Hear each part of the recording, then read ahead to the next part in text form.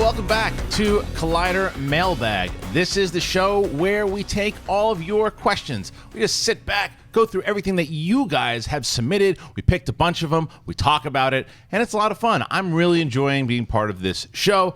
And joining me on this show, as always, it's Natasha Martinez. Hello. I'm super glad you're joining us on this show also. Thank you so much. And joining us as well, he is my partner in crime now on Mailbag. It is the Tzeng master himself, Dennis Tzeng. What's up, man? It's awesome to be here answering the viewers' questions. All right, Natasha. So what did we pick out this week from the fans? All right. Well, first we picked out from Brooks Belvin. He asks, "Hey, gang, with the first footage of Episode 8 being released earlier this week, and with Luke Skywalker basically the subject of the video, do you think he will be featured in the marketing for Episode 8? And what do you think his role will look like in 8? At least more so than Episode 7. It would be tough to feature him any less. Haha. Keep up the great work." Well, you are not wrong about featuring him. It's impossible to feature him any less. They featured him more in that production video than they did the entire Episode 7. Yeah, they're going to use him a lot in the marketing, and they should. And he's going to have a big part of the movie. And I didn't have a single problem with the way that they used him in Episode 7. I thought the fact that they were leading up to him, it was the mission to find Luke Skywalker, and then when you do at the end, it's basically saying, okay, she's found him. Now, what is he going to add? So I think it makes sense to market him. I think they're even starting to do that with the production video itself. Once we get past Rogue One and start to go into Episode 8, I think we are absolutely going to see a lot more of Luke, and I think he's going to be Rey's mentor. Now, whether or not he turns out to be her father is another subject altogether, but he's going to play into the storyline. Dennis? Yeah, definitely. I also don't have a problem with the way they marketed him for two reasons. One, in the storyline, he's missing, right? They're searching for him. Yeah. So why would you put Luke Skywalker on all these posters and all this marketing and all the commercials if in the story he's missing? The whole point is not to see him, right? And where is he? And then secondly, they would run into even a bigger problem, which they did have with Captain Phasma, where they did market her everywhere on the posters, and then everyone was disappointed about the impact she had on it. So imagine if they had marketed, Luke Skywalker, Episode 7, you watch it, and he's there for, 15-20 seconds at the end. People would be pissed. So now that the cat's out of the bag, they're going to put him everywhere in the marketing for Episode 8, and he's going to play a very pivotal role, like you said. Yeah. Natasha, did you see Episode 7? Of course I did. You did? Okay. Yes. And so would you have liked to seen Luke more? Do you think it worked? Oh, I think it worked. I really don't think it would have made sense in the story to see him. I think it would have been just a little bit of a downer, I guess, on the storyline. But there is one movie that I remember, Clash of the Titans, with, what's the actor from Avatar? Sam Worthington. Yeah, so I loved that they put all of the Kraken scenes in their trailers, and I was so excited to see the Kraken, and I went to go see the movie, and it was he was in it for maybe as if he's a person. Yeah. The Kraken was in it for maybe 0.5 seconds. Yeah. There was no battle scene. So that was an example of marketing something or a character in the storyline and then it not being in it. That's just it's not great for fans. I think the fans would be pissed. I agree, and I felt that way with Godzilla with Bryan Cranston. So I mean, there are certain ways that you can market certain people, but I think that Luke will absolutely I can already see it. In Episode 8, they're gonna show more of the training. Some of the posters could be very reminiscent to what Yoda and Luke were doing on Dagobah, except I don't think Luke will be riding on Rey's shoulders. But you'll have those kind of training montages and training posters, I think. So yeah, we're going to see a lot of Luke. The best thing about Clash of the Titans is that it just had the phrase "release the Kraken." That had more of an impact than the movie did. Yeah, very both of them true. Are garbage. Okay, what's next? DeMiller writes, "Hello, Collider crew. Fabulous show. I've been a faithful follower for years. My friends found out recently that on IMDb, the Hobbit actor Martin Freeman was going to be in Marvel's Civil War, and that there are so many characters in these movies. Do you have any information about what character he will be? Why give us a renowned actor as Martin Freeman, a tiny role in a huge movie, and not take advantage?" Well, don't speak too soon, because we don't know if they're taking advantage or not. And I think this is one of the things that we we'll see in this movie is we've seen a lot of the big action and kind of what the core story is, but we don't know what impact certain characters will have. And Martin Freeman is in actually one of the trailers, but he's kind of in the back.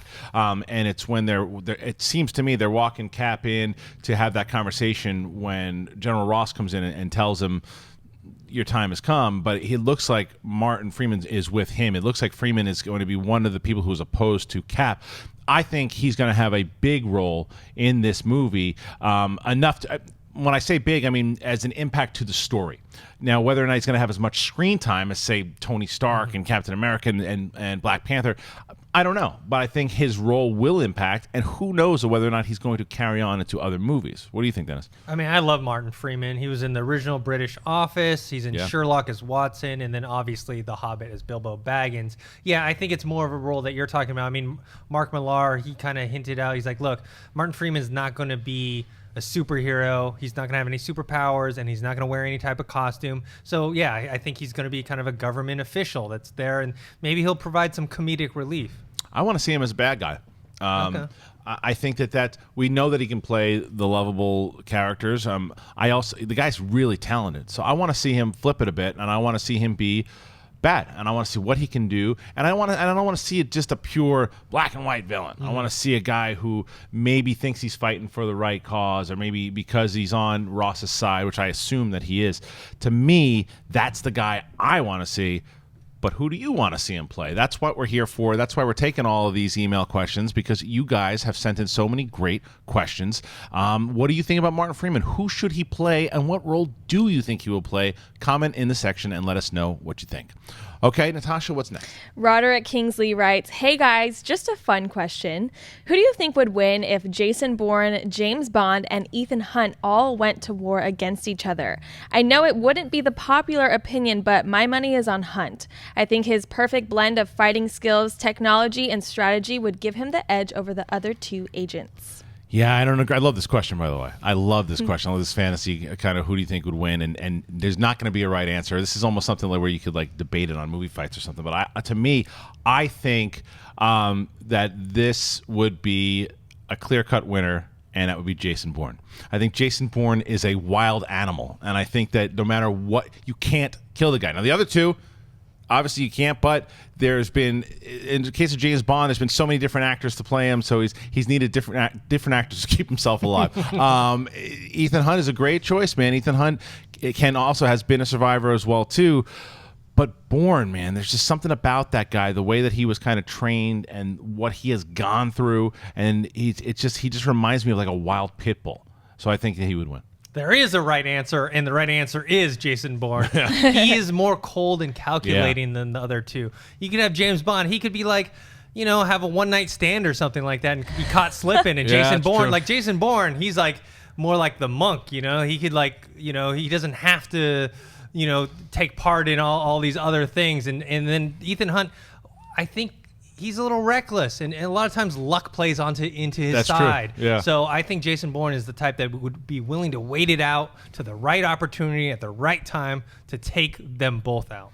Daniel Craig's James Bond, though, is a bit cold and calculated. Now, but that's why I said, like, the other Bonds, if you play into all of James Bond, like Roger Moore's James Bond against Jason Bourne, get out of here. But Daniel Craig's James Bond against Bourne is a good fight. You never know. But they don't have teams involved. I take Ethan Hunt out of that equation. Teams. No, you can't, because Ethan Hunt relies on his team. That was fun. Thank you so much for that. I like those kind of questions. All right, what's next? Clyde Allen writes, hello, Collider crew. How's your 2016 going this far? My question is for everyone, including whomever is reading this. You always discuss movies and bring major insight for us movie fans, but now I, for one, would like to know if each of you were to be cast as an actor in any role in any film, past, present, or future, what movie would it be and why? Thanks, guys, and keep your answers extra sweaty. First of all, another fun one. So these are the kind of I've been going through like the mailbag questions too. I've been looking at. There's a lot of fun stuff that you guys have been sending in. Whether we get like the superhero ones, we get the Star Wars ones, we get stuff like this, and then we get some questions about some other the really exciting movies that are happening. So thank you for the variety of questions that you guys have been sending in. In regards to this one, what do you think I'm going to say? Oh, man. Because I can tell you it's not Star Wars. Oh, I would have guessed Star Wars. Yeah. Maybe Indiana Jones? No. Could you guess? Because I think I'm going to try to guess yours in a second here too, but I don't think you'd be able to get it. I don't think so. Major League. I would take Wild Thing Ricky Vaughn. I would be Charlie Sheen way before recent announcements, and I would that character to me is the coolest, man. He comes walking in after getting out of the can, all with the pine tree in his head, and he walks in and he needs glasses, but he throws 101 miles per hour, and just the crowd going bananas when he walks in there at the end. Fans one of the best Yankees with 3 pitches. That movie and that character of Wild Thing Ricky Vaughn is a character that to just go in there that one moment, to go in there and be able to strike out one of the best hitters in baseball with that crowd, and knowing what it's going to mean, and the fact that Tom Berenger is rooting you on, Wild Thing Ricky Vaughn. Let's see, for you, man. I've got 2. One's a short answer, one's a longer answer. Fight Club? No. Michael Corleone from Godfather. Wow. Just because the story arc, right? Yeah. He starts from not wanting to have anything to do with the business whatsoever, and then he goes 180. He's like totally invested in the business, you know, and also working with all those other actors, right? You got Marlon Brando, James Caan, Abe Vigoda, Robert Duvall, Diane Keaton, all of them. That would be great. My other one would be Batman from either the Tim Burton movie or Chris Nolan. Because where they always say, if you can be Batman, always be Batman. That's true. Where is he? That voice would be fun to do, too. It would be so much fun to do. And I think that you're right. And when you look at the other stuff as far as working with the actors, too, I'll go back to my choice as well. To be able to work with Tom Berenger at that time, to work with Dennis Haysbert, who was a great Serrano, and Wesley Snipes. Skinny Wesley Snipes. That was just one of his first roles. No one knew who Wesley Snipes was. And Wesley Snipes knocking out of the park. What a cool dynamic they had. And Rene Russo.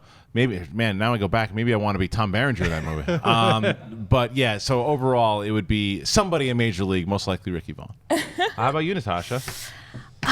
Who would you play? You could play anybody in any movie that you love, and it gets to be you. I would love to play Hermione Granger from Harry Potter. I think that would be so cool. That's actually how I learned to get a pretty decent British accent going down for myself. But I would love to be like the smart, witty, like wizard who just knows all the tricks and saves everyone in time. All right. Well, next question. Please read in your British accent, and that would be from. All right, Clyde. Oh no, I just read that one. Maisma Comics writes, "Hi, great shows this week. What do you guys think about the Lionsgate MacGyver movies and TV show reboot plans?" That's all I'll go with. All right, I like it. I love the show. It used to come out on Saturday afternoons in the UK, but as a movie, I can't see how it will stand out amongst the likes of Mission Impossible, Bourne, or Fast and Furious franchises.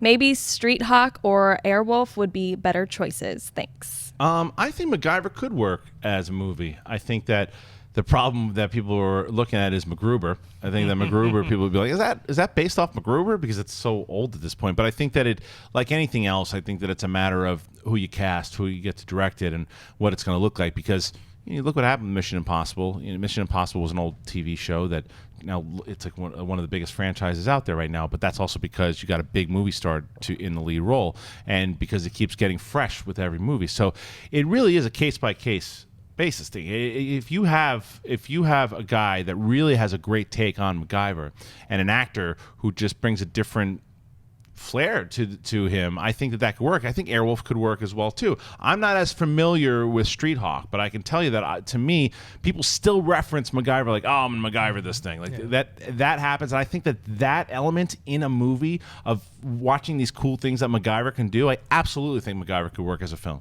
I think it can work as a movie. I don't know about this TV reboot plan because having to do that every time, because MacGyver is kind of a part of the pop culture. It's kind of kitschy, That's why they had those MacGruber movies. So I could see if they wanted to make it like an action / even comedy for the movies versus. So I don't know if it went too serious. I don't know if people are going to buy into it. I think because of MacGruber, you have to go serious. Okay. I think because if you start to play into that comedy, I think there should be light moments for sure. But I think that once you start playing into too much comedy, then it turns into MacGruber because it could be something very fun and different in the way that they kind of blend new technology today. Because this TV show was in the 80s, right? Like late 80s, early 90s. I'm with you though. I don't want to see it as a rebooted television show. Yeah, because I think it's too much. I mean, Yeah. I will say one of the best jokes I heard. Did you ever watch that movie, The Losers? Yeah, I don't remember it that well. Okay, there's one character. He like I forgot exactly what he did, but after he like rigged something together, he's like, "I'm the Black MacGyver. I'm MacGyver." Yeah. I get a kick out of that Is every that Don time. Cheadle? Who is? No, it's not Don Cheadle. I forgot the actor's name. I'm thinking Ocean's 11. Okay. All right, Natasha, what's next? Gary Richardson asks, "Hi guys and girls, just read this quote from Jaimie Alexander, aka Lady Sif in Variety, where she said the following: the thing I really enjoy about Marvel is that they start with the character first, and all the explosions and costumes, the glitz and glam are secondary to who the actual character is deep down. That's something I haven't really been able to find with DC Comics," said Alexander. "I know that's a bold statement, but it's been my experience. What are your thoughts on this? Does she have a point?" Shots fired! Shots fired! Yeah. This is someone who I love and I think is great, but is also upset that she was not cast as Wonder Woman. That's how I feel about it. She never said that when she was rumored for the Wonder Woman role. She never said any bad words about Wonder Woman back then, and now there's I'm part of the Marvel universe. We're the best, and more power to her for saying it. But I'm sure. Look, we get stuff for saying things on our show if we just say, well, I don't know, that rumor about DC might. It's just a flood. So I can only imagine what she's going through right now, but if that's how she feels, that's how she feels. I just personally think it's someone who wasn't cast as Wonder Woman, was probably like the second choice, and is a little salty about it. I wonder if she's talking about the comic books or the movies themselves, because for the movies, the DC universe, you don't really have anything to judge on. You have one movie in this new universe, right? The Man of Steel. So it's not a big enough sample size to say, oh, these characters aren't, they're not deep enough, or they start with this instead of characters and whatnot. I think, I don't think you can judge it. And then also, it's a franchise. It's a case by case basis, right? It's about the execution of the character. Like, so I love Marvel characters, I love DC characters, but you can take a character you love, and then if it's not executed correctly, it can be terrible, right? Like we just saw. Something like Green Lantern wasn't done well. That doesn't mean that it can't be done well. It just, you got to get the right director, the right actor. You got to get all the pieces aligned, and maybe they'll do that, maybe they won't. She should say that she misspoke if she was talking about the comics, though, because if she's talking about all the DC movies like that have ever happened, not just in the DCU, then I'll listen to her argument. But to say that the DC comics are like that is ridiculous. You ever read The Killing Joke? There's so much development. Yeah, but even in the movies, though, Chris Nolan's Batman, I know. Donner, Superman. I'm just saying you're going to have a better argument to put up if you're going to, even though you might lose everyone in the DC cinematic experience altogether, but you can't say that about the comics. You just can't. All right, what's next? TJ writes, "What's up, Collider Movie Talk? Who do you think will be cast as Cable in Deadpool 2? I've read the creator Rob Liefeld is campaigning for John Hamm. Stephen Lang announced on his Twitter he would like to play the character. Also, there are those 3 actors Deadpool mentioned at the post-credit scene. I would love to hear what you all think. Thank you." All right, Dennis, I need you to fill me in on the 3 actors that he mentions. I don't remember. I don't remember him saying any actors' names because it's weird. I still have only seen the one post-credit scene.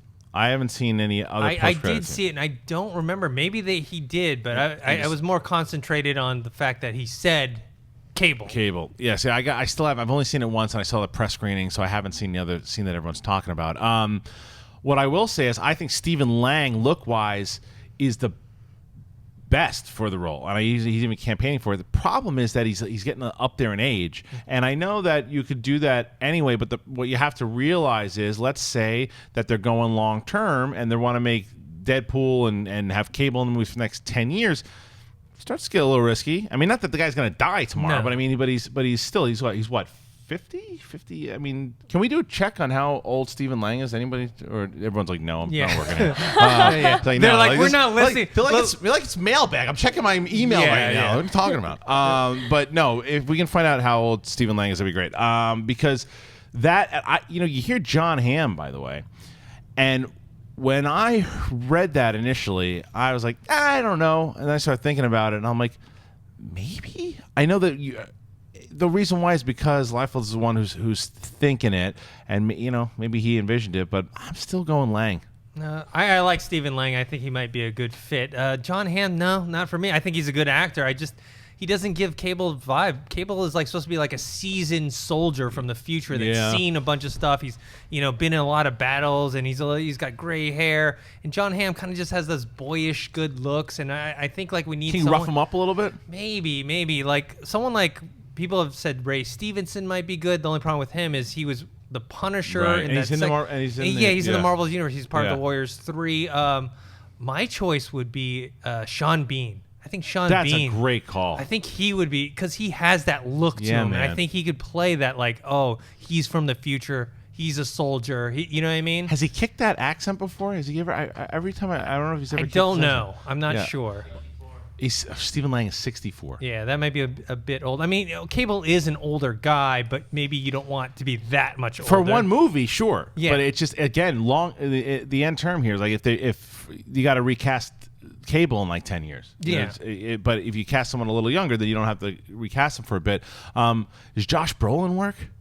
Is he still a little too well known? He's Thanos. Oh, he's Thanos, right? He's Thanos. So yeah, I mean, I don't know. I think that they'll get the right person for it, but they've got to cast it right. That's for sure. Okay, what's next? Cameron Smith writes, "Greetings from Scotland. Love the show and all the work you guys do.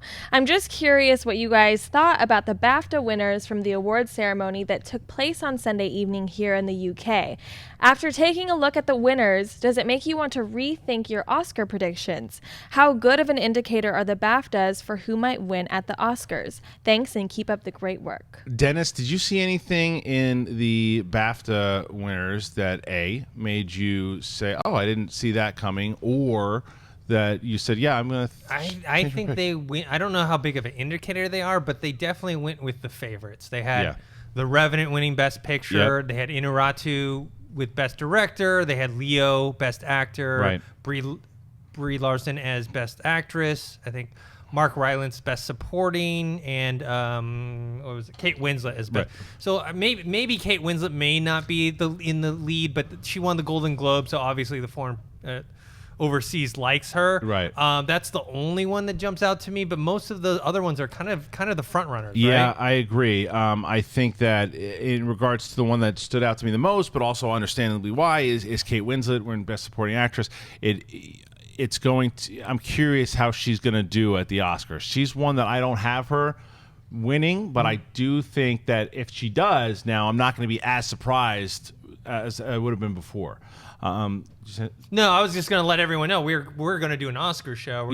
You're going to actually be at the Oscars. Yeah, I am. I'm going to be covering the Oscars red carpet for Fandango. So if you want to check out kind of what I've been doing on my fan Facebook page, I've been showing all these videos and getting ready. I had 2 In-N-Out burgers, so the weight's really coming off. Okay, but for us here at Collider, we're going to have a pre and post Oscar show. Everyone's going to come in here. We're going to have a show, watch the Oscars together, and then do a little post show afterwards. So keep on the lookout for that. Yeah, keep on the lookout for that. I think but it's funny because when we were talking about Best Actor for a while, I was saying, I still think Fassbender's going to do it. I still think Eddie Redmayne's probably going to shot. I completely changed my tune. I just think it's a lock now. It's Leo's year. I think it's a lock. I think so too. I think there was for a long time, and I think it was because of the stigma of the fact that the guy could never win, and then that even though I thought he was amazing in The Revenant, for what Fassbender really did all by himself in that movie. He had Sorkin's script and everything too, but he was really Fassbender was great. He was so good in that movie. And Eddie Redmayne, even though The Danish Girl was okay at best, he was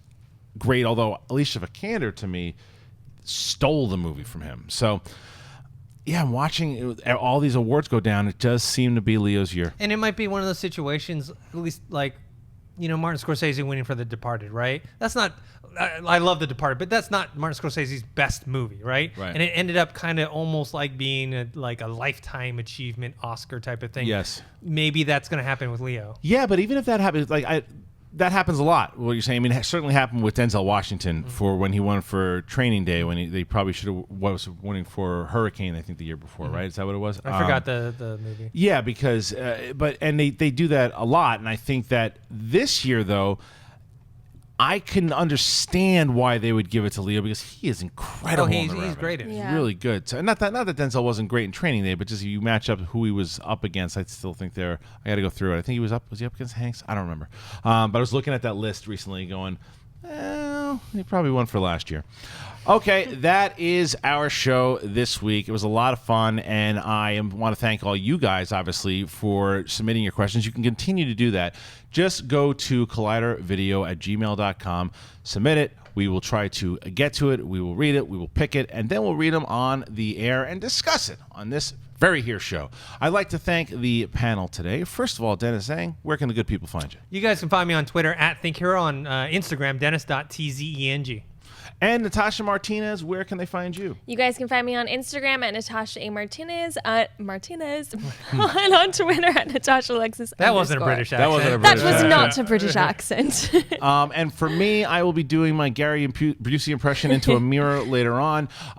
But you can follow me at Kristian Harloff, both Twitter and Instagram. I had mentioned my Oscar videos on my Facebook page. Please go check that out. Leave some comments there. Help support me and tell me whether or not I'm crazy for doing this or not. And if you didn't know already, we had a big announcement this week that myself and Mark Ellis have officially joined the Collider crew here. Schmoes know.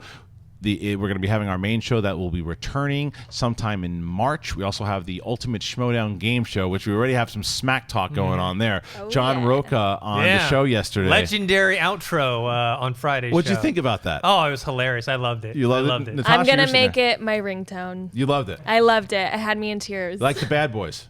Shoot.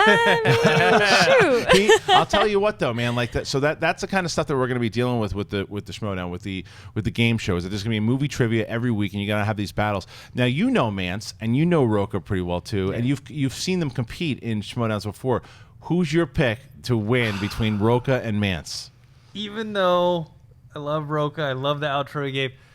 Scott Mance is like some sort of like robot movie trivia savant or something like that. Like that when he used to be on our AMC Rewind shows, and he used to like recall like the days and the weekends that movies came out like decades ago. And I was like, how do you remember this stuff? It blows my mind. 1982. Yeah. So as much as I love Roca, I am going with Mance in terms of who's going to win. Now, you don't know Mance or Roca, right? You don't know Mance. I just met Roca today. And saw some of Mance on the old Schmoedowns. I just saw a little bit, so I'm going to have to do a little bit more studying before I place my bets. I know the both of them really well, and Roca is a beast. I'm going to say Roca by a hair, but that will happen in a couple of weeks on the show. And the question for you guys is, who do you want to see compete? There are tons of people out there that I know you guys are fans of. Are there people out there you think will be a fun match? Comment and tell us who.